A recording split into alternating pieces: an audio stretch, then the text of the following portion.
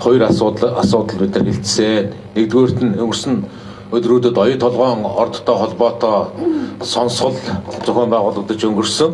Энэ сонсголтой холбоотой сонсголтын тайланг төр хороо усын хурлаар хилцүүлэх ёстой. Энэ тайлангийн мэдээллийг төр хороонд ардсан намын бүлгээс төлөөлжүүлсэн улсын хурлын гишүүн Жаргалан, Шижир, Бямсрын нарын 3 гишүүд орсон. Энэ гишүүдийн төлөөлөл бас бүлэг дээр тодорхой мэдээлэл өгч байр суурь илэрхийлсэнийг бас хэлье. Хоёрдугаар асуудал нь улс төрийн бас нөхцөл байдалтай, цаг үеийн нөхцөл байдалтай холбоотой та бүхэндээ бол дэд сайд гэдэг асуудлаар голчилж хурж ийн лээ. Ер нь бол дэд ардсан намын бүлгээс тавьж байгаа асуудал дэд сайдын асуудал гэдэг нь нөгөө зүйрлээд ярих юм бол мөсөн уулын оройны асуудал шүү. Ардчилсан нам өнгөрсөн цаг хугацаанд байнга төрөө цонхон болгоё. Илүү үр ашигтай, илүү бүтээмжтэй болгоё. Энэ хэрээр хувийн хэвшил, иргэдийн оролцоо эдийн засагт гарна гэдэг байр суурийг л байнга илэрхийлж ирсэн төсвийн тодотгол бүхий л зүйл дээр төсвөө таны хасья энэ санаачлагыг бид нар бүрэн дүүрэн дэмжиж ажиллая гэдэг. Гэтэл өнгөрсөн 7 хоногоос харж байгаа дэд сайдын асуудал нэгдүгээрт нь орон тоо, дарга нарын тоо нэмэгдэж байгаа асуудал мөн. Хоёрдугаарт нь энэ өөрөө саяны ярьж ирсэн өнөөдөр Монгол улсад хэрэгтэй болчиход байгаа тэр зарчмын байр суурь, цонхон төрийн асуудал, төрийн өмчийг хувьчлах, олон нийтийн болгох асуудлыг зөвхөн нэг илэрлэн энэ дэд сайдаар гарч ирж байгаа маа. Тэгээд ардсан намын бүлгээр тодорхой байр суурь илэрхийлсэн. Энэ төрөө яамдынхаа тоог цонхон болгоо, мөн дэд сайдынхаа энэ томилгоог туцлаа гэдэг шаардлагыг тавьсан. Хэрвээ энэ шаардлагыг биелүүлэхгүй бол ардсан намын зүгээс засгийн газрыг Монгол Улсын ерөнхий сайдыг огцруулах асуудлыг өргөн барих болно гэж бид нэр ирээдүйн цагтаар өнгөрсөн 7 хоногт ярьжсэн. Сая бүлгийн хуралдаар би бас танилцуулга хийлээ. Санал хураалт бол хийгээгүй. Бүлгийн хуралдаар танилцуулга энэ засгийн газрыг огцруулах асуудлыг би өөрийн баланган дээр өргөн барина гэдэг улс төрийн нөхцөл байдлыг бас танилцуулсан. Тэгээ гишүүд бас энэ дээр бас талархалтай хүлээж авч зөв зарчмын байр суурь гэдгийг дэмжиж байгаад бас бүлгийн гишүүдтэй би бас ингэ талархал илэрхийлж байна. За ер нь дэд сайдтай холбоотой та нарт эхэнд нэг мэдээлэл өгчий. Дэд сайд хизээ бий болоод байгаад хизээ хасагдаад хизээ нэмэгдээд явчихсан бэ, хуулинд орсон бэ гэдэг зүйлийг та бүхэнд хэлье. 2015 оны 10 дугаар сарын 30-ны өдөр улсын хурлаас засгийн газрын тухай хуулинд өөрчлөлт орж 2015 оны 30 гэдэг нь тэр ардчилсан намын ерөнхий сайд засаг барьж ирсэн үе 15 оны 10 дугаар сард засгийн газрын тухай хуулинд өөрчлөлт оруулж дэд сайдгүй ажиллана гэдэг шийдвэрийг ардчилсан намын үед оруулж ирсэн. За нэгдүгээр, хоёрдугаарт нь 16 оны 7 дугаар сарын 21-ний өдөр 16 оны 6 сард сонгуул болсон. Монгол Ардын нам олон холсон. 7 дугаар сарын 21-ний өдөр засгийн газрын хуулинд өөрчлөлт оруулж Монгол Ардын нам дэд сайдтай ажиллана гэж хуулинд өөрчлөлт оруулж ирсэн. Тэр хууль өнөөдөр явж байгаа тухай ерөнхий сайд хэлнэлээ. Тэгэхээр энэтэй холбоотой олон зүйлүүдийг хэлж болно. Яг өнөөдөр Монгол улсад 4-5 орчим төрийн албаны оронтой хоосон байгаа. Энэ бүхэн дээр ингээд нөхөөд магадгүй оронтой хоосон болвол орлож хийгээд ингээд асуудлууд ингээд явагддаг.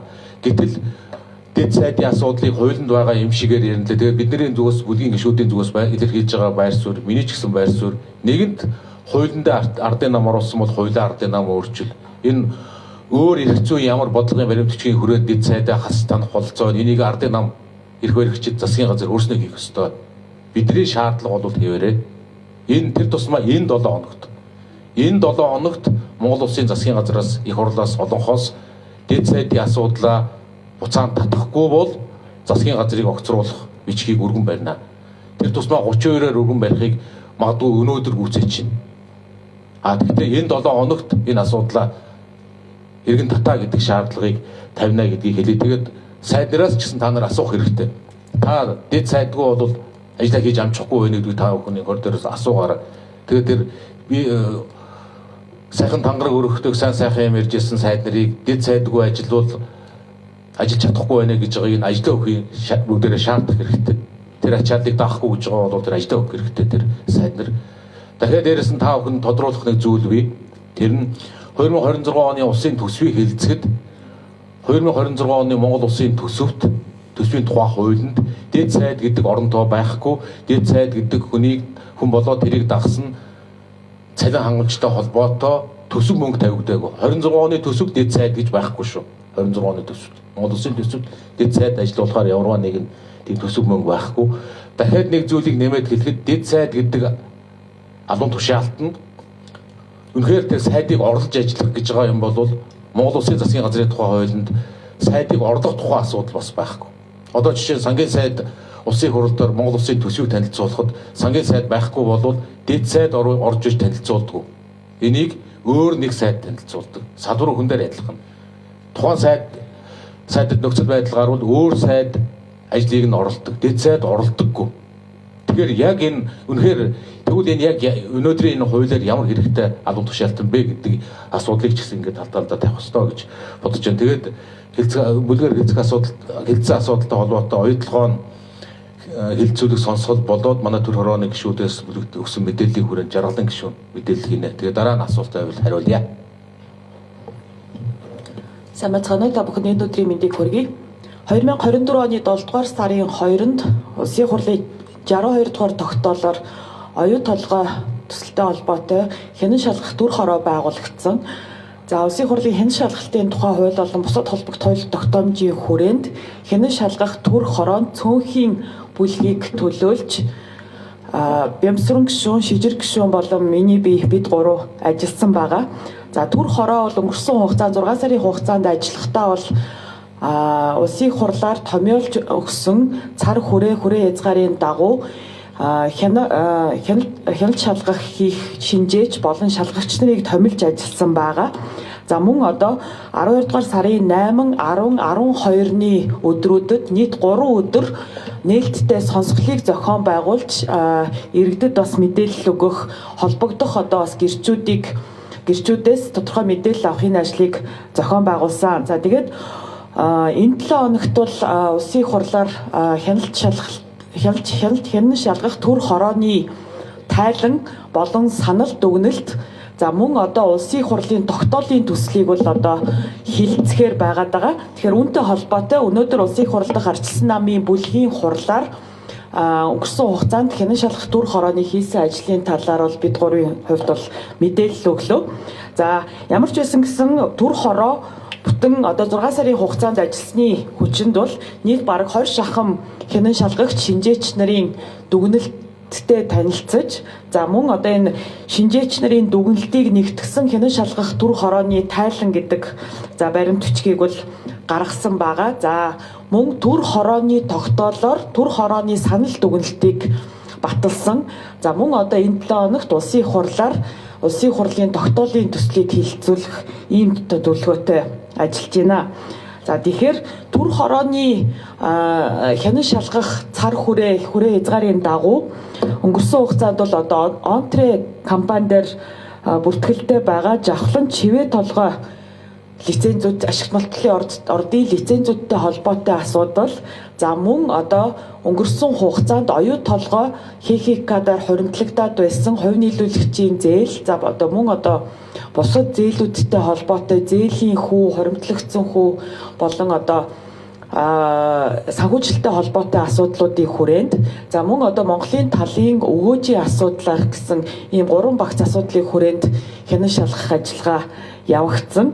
За Онтре компанитай холбоотой лицензийн асуудлаар бол хянан шалгах төр хорооны хянан шалгалт болон одоо сонсголын үеэр гэрчүүдийн өгсөн мэдээллийн хүрээнд ер нь бол ямар дүгнэлтэнд хүрсэн бэ гэхлээр за Онтре групп компани дээр харьяалагдж байгаа жавхлан чивээ толгой ашигт малтналын лицензүүд нь бол оюутлогын бүлэг ордын талбай хил хязгаараас хамаарж байгаа буюу стратегийн орд газарт хамаарах ийм лицензүүд байгаа гэдэг нь бол тогтоогдож байгаа. За түүнээс гадна Онтре компани нь болохоор 2009 онд байгуулагдсан хөрөнгө оруулалтын гэрээ хувь нийлүүлэгчдийн гэрээний тал биш учраас 2009 оны одоо энэ гэрээтэй холбоотой альва татврын докторжуулалт буюу одоо альва тэр хөрөнгө оруулалтын давуу орчинтой холбоотой ийм давуу байдал бол эдлэхгүй тодорхой болох нь бас тогтоогдсон. За энэ талаарх санал дүгнэлт бол одоо тайлан болон төр хорооны санал дүгнэлтэнд бол тодорхой туссан. За тэгэхээр улсын хурлын тогтоолт бол энэ Онтре компани дээр байгаа лицензүүдийг одоогийн байгаа хууль одоогийн хүчин төгөлдөр үйлчилж байгаа хууль эрх зүйн орчны хүрээнд Монголын талын эрх ашгийг хамгаалах замаар шийдвэрлэх ийм үүрэг чиглэлийг бол засгийн газарт олгохыг зорьж байгаа. За мөн санхүүжилттэй холбоотой асуудал дээр бол өнгөрсөн хугацаанд оюу толгой төслийн зардлын хэтрэлт, хугацааны хэтрэлт, за үе үеийн улсын их хурлаас засгийн газарт өгсөн үүрэг чиглэл хангалттай хэрэгжээгүй асуудлаас улбаатайгаар оюу толгой ХХК-аар одоогоор бол 20 орчим тэрбум $, зээл болон зээлийн хүү хуримтлагдаад байгаа асуудал бол Монгол улсын эрх ашигт бас ноцтойгоор нөлөөлөх ийм асуудал гэдэг нь бол бас сонсгол болон хянан шалах дүр хорооны ажлын явцад бол тодорхой болж байгаа. За тэгэхээр энэ санхүүжилтийн нөхцөлийг сайжруулах энэ хувь нийлүүлэгчийн зээл хэлбэрээр Rio Tinto буюу толгой компаниас оюу толгой ХХК буюу манай засгийн газрын 34%-ийг эзэмшиж байгаа охин компанид олгосон зээлийн хүү хит өндөр байгаатай холбоотой асуудлыг бол засгийн газар нэн даруй хөрөнгө оруулагч талтай хилцээр хийх замаар бол бууруулах нь зайлшгүй шаардлагатай гэсэн ийм зүйл бол тодорхой болж байна. За үүнийг бол улсын их хурлын тогтоолын төслийн 2 дугаар зүйл залтаар бол засгийн газарт оюутлогын хувь нийлүүлэгчдийн гэрээнд нэмэлт өөрчлөлт оруулах замаар энэ санхүүжилтийн арга хэлбэр, санхүүжилтийн загвар завуулмаар энэ хуримтлагдаад байгаа хүү болон цаашдын хүү төлбөртэй холбоотой асуудал дээр бол дөрвтэй шийдэл гаргаж ажиллах нь зүйтэй гэсэн ийм асуудал тодорхой болж байна. За мөн Монголын талын үр өгөөж 53%-аас доошгүй байх ёстой гэсэн үе үеийн улсын их хурлын тогтоол засгийн газрын шийдвэрүүд хэрэгжихгүй байгаа асуудал бол нэн ноцтой асуудал байх учраас Монголын талын үр өгөөжийн хувь хэмжээг 53%-аас доошгүй байх нөхцөлийг баталгаажуулж холбогдох гэрээнд бас тусгах ийм үүрэг чиглэлийг бол засгийн газарт өгж байгаамаа. За тэгэхээр энэ цаг мөчид бол засгийн газар Rio Tinto компанитай бол хилцээрийг эхлүүлээд явж байгаа. Тэгэхээр бол энэ улсын их хурал дээр эдгээр оюутлоготой холбоотой эдгээр асуудлуудыг бас нээлттэй хэлэлцэж энэ бол улсын их хурлын хяналтын механизмын хүрээнд бас иргэдэд тодорхой мэдээлэл өгч ажилласан энэ зүйл бол бас засгийн газрын хилцээрт бол тодорхой бас эерэг үр дүн болох Монголын тал бол нэгдмэл нэг юм байр суурьтайгаар хилцээрт орох юм нөхцөлийг бүрдүүлэх учиртай гэсэн байр суурьтай байгаа. Тэгэхээр засгийн газар цаг алдалгүй хөрөнгө оруулагч талтай хилцээр хийж дээр дурдсан асуудлууд дээр бол тодорхой акц дэвшил гаргах зайлшгүй шаардлагатай байгаамаа. Тэгжиж бид энэ 16 жилийн хугацаа өнгөрсөний ар дээр оюутлогын бас гэрээг бол илүү Монголын талын үр өгөөжийг нэмэгдүүлсэн ийм нөхцөл байдал руу авчрах боломжтой гэж харж байгаа. За ардчилсан намын хувьд бол ардчилсан намын үзэл баримтлалын хүрээнд асуудалд хандж байгаа. За тэгэхээр бид бол ямагт бизнесийн орчин таатай байх ёстой, гадаадын хөрөнгө оруулалтад бол Монгол улс аливаа байдлаар бол нээлттэй байх ёстой. За тэр дундаа бол гурав дахь улс орны хөрөнгө оруулалтыг бол ямагт дэмжиж ажиллах ёстой гэсэн ийм үзэл баримталтай явж ирсэн. За нөгөө талаас альва хөрөнгө оруулалт, альва хөрөнгө оруулагчийн үйл ажиллагаа, альва томоохон төсөл хөтөлбөрийн хэрэгжилт бол Монголын талын үр өгөөж бол тодорхой төвшөнд байх ёстой гэсэн ийм байр суурьтай байдаг. Өөрөөр хэлэх юм бол альва хамтын ажиллагаа бол харилцан ашигтай.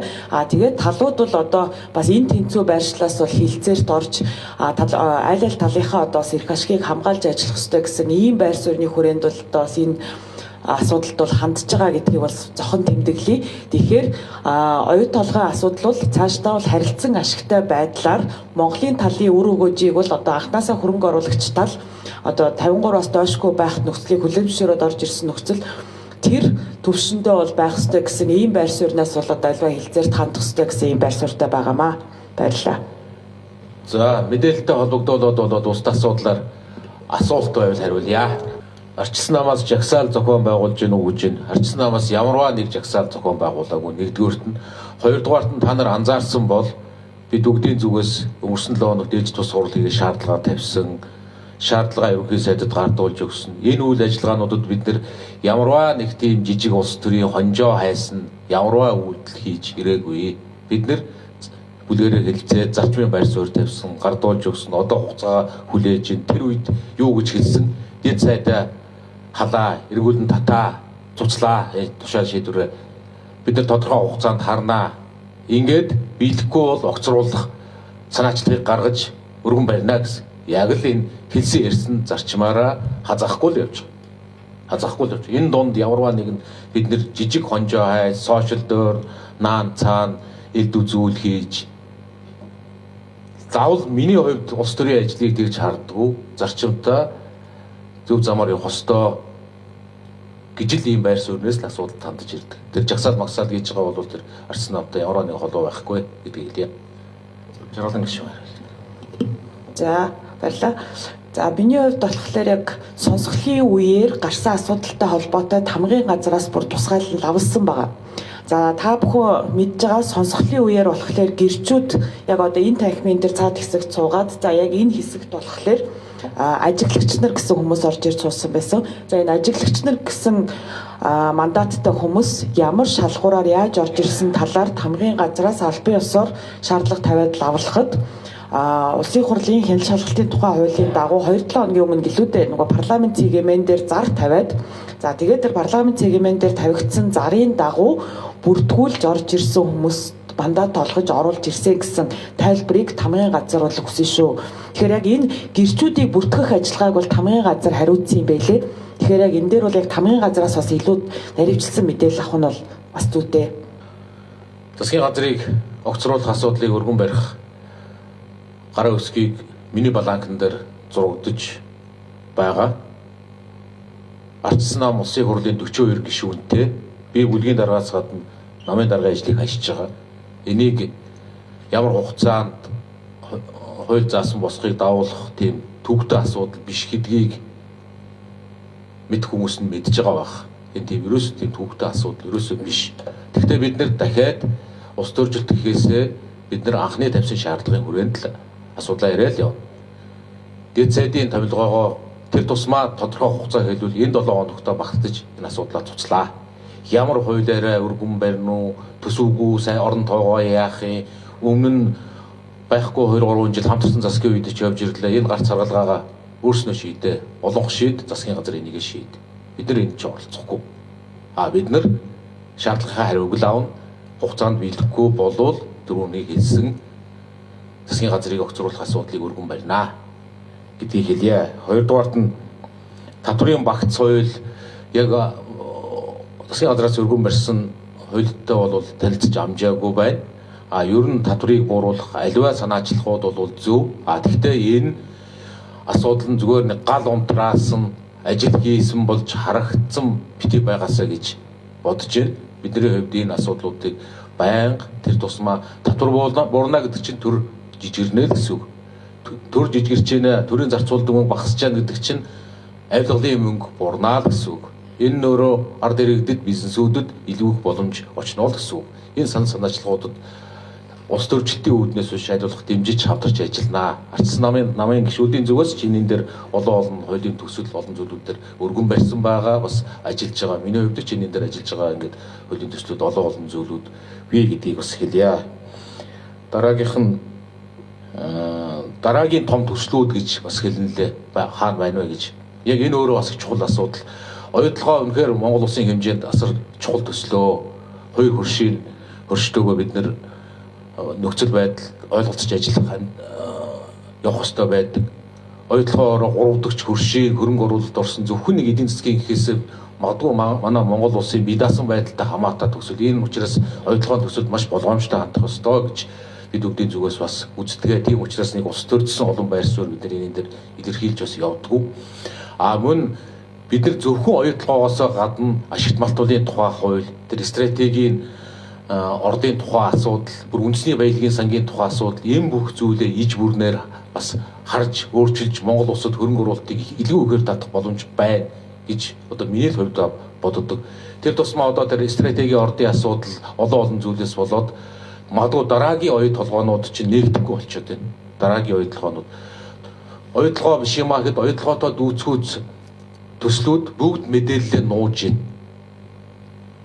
Одоо үндсэндээ Монгол улсын геологийн мэдээллийн санд мэдээлэл өгөхгүй байна. Яагаад гэвэл бидний 34% авчих юм байна, 50% авчих юм байна. Одоо тэгээд энэ хөрөнгө оруулагчдтай ийм их ойлгомжгүй Монгол улс харьцаж байна. Одоо гээд ерөөсөө тэр бүх төслүүд ил гаргахгүй, эдийн засгийн эргэлтэнд орохгүй болохоор нөгөө ярьдаг үндэсний баялагынсаа олон зүйлүүд чинь амлахгүй, энэ амлахгүй болохоор ард иргэдэд боломж очихгүй.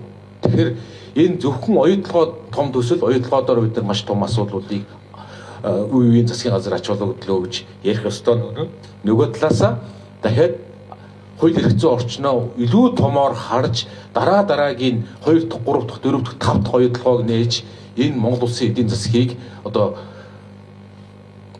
огцом өсөлтөөр өсөх боломж бололцоо бүрэн дүүрэн байна гэж бид үгдийн зүгээс үздэг гэдгийг бас хэлье. Тодруулах 2 асуулт байна. Би нэг давхар юм хэлчихье. За өнгөрсөн хугацаанд бол улсын хурлын арчилсан намын бүлэг улсын хурлын хяналт шалгалтын механизмыг сайжруулах тал дээр бас нэлээд идэх санаачлагтай ажиллаж ирсэн. За та бүхэн санаж байгаа бол наадмын өмнөхөн бол бид нар улсын хурлын тухай хууль, чуулганы уралдааны дэгийн тухай хууль, за мөн одоо хяналт шалгалтын тухай хуулиуд бол тодорхой өөрчлөлт оруулсан байна. За хяналт шалгалтын тухай хуульд оруулсан өөрчлөлтөөр бол сонсголыг одоо энэ түр хороо болон одоо альва сонсголыг зөвхөн олонхын бүлгээс томилогдсон хүмүүс ахалдаг байр байдлыг бол бас халаад за мөн энэ түр хороо байгуулах санаачлагыг гаргасан тэр гишүүд дотроос ахлагчийг сонгох боломж олцоог бас бүрдүүлсэн. За энэ оюутлоготой холбоотой түр хороо бол энэ хууль батлагдахаас өмнө байгуулагдсан юм түр хороо. За тэгээд яг өмнөх хуулийнхаа одоо хүрээнд бол одоо манай бүлгээс 3 гишүүн ороод ингээд ажилласан. За цаашдаа бол бид нар бол энэ улсын хурлын хяналт шалгалтын механизмыг маш сайн ажилуулах хэрэгтэй байгаа. Тэгэхээр зүгээр нөө сонсгол хийлээ гэхэд өнгөрсөн хугацаанд явж ирсэн сонсголууд за нэг ялангуяа одоо нөгөө өмнөх 4 жилийн хугацаанд явж ирсэн сонсголууд бол нэлээд тийм улс төрчсөн өнгө аястай ажил хэрэгч бус байсны бас асуудлууд гараад байгаа юм шиг харагдаж байгаа. Өөрөөр хэлбэл цаашдаа бол энэ улсын хурал дээр маш олон сонсгол явах хэрэгтэй, маш олон юм төр хороонуудад байгуулагдаад ажил хэрэгч байдлаар ерөнхийдөө улсын хурал дээр асуудлыг татаж авчираад асуудлуудтай танилцаад за тэгээд улсын хурлаас тодорхой одоо тэр нөгөө тогтоол шийдвэрүүд за магадгүй одоо хуулийн төслүүдэд оруулах өөрчлөлтүүдийг хилцээд явах ийм ажил хэрэгч байдал руугаа бас орох нь чухал юм уу гэж харж байгаа. За саяны оюутлогын сонсгол бол бас зарим талаараа бас өмнөх шиг тийм улс төрчсөн нэлийн одоо янз бүрийн PR орж ирсэн ийм л одоо сонсгол боллоо. Гэлээ гэхдээ нөгөө талаасаа бол бид нар бодит үр дүн нь юу ах вэ гэхээр одоо энэ түр хорооноос гарч байгаа санал дүгнэлт. За тэгээд одоо энэ нөгөө түр хорооны тайланд тусгагдсан шинжээчдийн болон хянан шалгагч нарын тодорхой мэдээллүүд бас иргэдэд нээлттэй болж одоо иргэдийн бас мэд хэрхийг хангаж байгаа явдал бол бас тодорхой үр дүн мөн гэж харж байна. За тэгээд энэ санал дүгнэлт батлагдсанаар за мөн одоо өнөөдөр энэ 7 хоногт улсын хурлаас засгийн газар чиглэл өгсөн тэр тогтоол батлагдах нь бол одоо бас тодорхой үр дүн муу юм аа гэж харж байгаа. Тэгээд цаашдаа бол бид нар энэ хянан шалгалтын ажиллагааг бол бүр илүү олон удаа явуулж за хэвлэл мэдээллийнхэн маань ч гэсэндээ энэ дээр бол одоо нөгөө сенсац анхаарах гэдгээсээ илүү одоо нөгөө ажил хэрэгч юм өдөр тутмын үйл ажиллагаа бас болох нь бас чухал байгаад байгаа. Өөр ямар асуулт байна? Та нарын баталсан хууль гэдэг дээр харин би түрүүн хариултыг өгчихсөн. 15 онд арчилсан намаас гаралтай засгийн газар ажиллаж байхдаа дэд сайдгүй байна гэж баталсан. Бүр та нарт огноогийн та нар үзээрэй. 15 оны 10 дугаар сарын 30-нд 16 оны 7 дугаар сарын 20-нд Монгол тэр үеийн Монгол Ардын нам олон холоод дэд сайдтай байна гэсэн. Та нарын баталсан хууль гэдэг нь лавл одоо бидний үед энэ хуулийг энэ бол тэр чинь 68 гишүүнтэй байлгүй. Тэр намын хийсэн ажил. Тэгэхээр тэр хүмүүс энэ хуулиа өөрснөө засах ёстой санаачлага гаргаад батлаад энийг. Тэгээ ер нь ямар замаараа яаж хэрэгжүүлнэ үү? Би бол олонхын асуудал, засгийн газрын хүч зөргийн асуудал өөрснөө биелүүлэх ёстой л гэж бодож. Бид нар энд оролцохгүй. Бид нар шаардлага тавина. Энэ 5 дахь өдөр гэх зүйлийн хугацаа шаардлагатай болвол өргөн барина гэж бодож байна. Тэр гарын үсэг зурсан гишүүдийн тоо тийм их чухал биш. Энэ тоог өнөөдөр ч гүйцээж чадна гэдгийг хэлж байна. Юу нэг дээр хоёр асуудал би гишүүн баланкн дээр хууль тогтоолын төсөл санаачлахын гишүүний бүр эрхийн асуудал. Тэгээ энийг заавал энийг их олонхоор батлаад гишүүдийг шахах шаардлагагүй гэж нэгдүгээр дуудаж байна. Арц намын бүлгийн гишүүд үнэхээр өнөөдөр бас чөлөөтэй, эмнэлгийн чөлөөтэй янз бүрийн гишүүд бий, эдгээр гишүүд маань хүндэх шалтгаантай гишүүдээс бусад гишүүд бол бүрэн дүүрэн оролцоно гэдэгт би бол огтхож эргэлзэхгүй. Дараагийн 7 хоногийн дараагийн даваа гарагч 12 дугаар сарын 29-ний өдөр. 29 гэдэг чинь бас амралтын өдөр болчихж байгаа. Энэ магадгүй чуулган 12 сарын 31-нд хаавал энэ чуулганы болоод энэ жилийн ингээд төгсгөлийн бүлгийн хурлын мэдээлэл байж магадгүй. Засгийн газрыг огцруулах асуудал мэдээж хөндөгдөд эхэлвэл ээж тусаар асуудлууд ингээд яригдаад явна. Тэгэхээр ер нь энэ оны төгсгөл олон зүйл болж байгаа учраас энэ оныг нэг дүгнээд нэг хэлэх ёстой байх. Ер нь энэ 2025 оныг дүгнээд ярил 2025 оныг дүгнээд цөө үгээр ярил ард түмний амьдралд улаан гэрэл ассан албан тушаалтнуудад үргэлжлэн ногоон гэрэл нь нассан ийм жил байлаа гэж дүгнж гэлж болох юм аа.